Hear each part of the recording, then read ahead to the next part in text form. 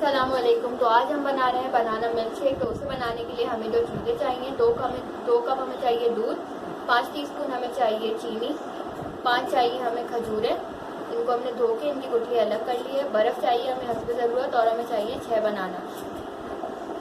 तो सबसे पहले हम इसमें ऐड करेंगे बनानास, दूध,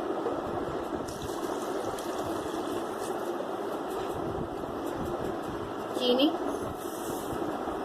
और डाल देंगे खजूर। तो अब हम इसको करेंगे ब्लेंड।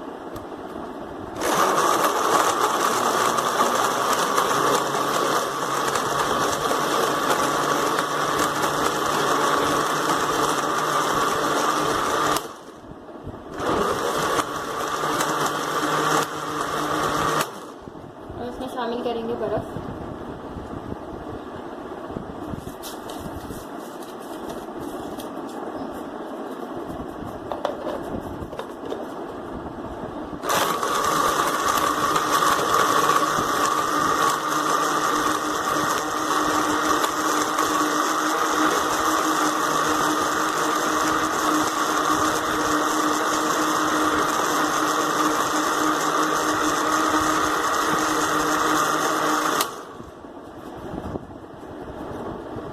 तो तैयार है बहुत ही मज़े का बनाना मिल्क शेक। तो अब हम इसको सर्व करेंगे।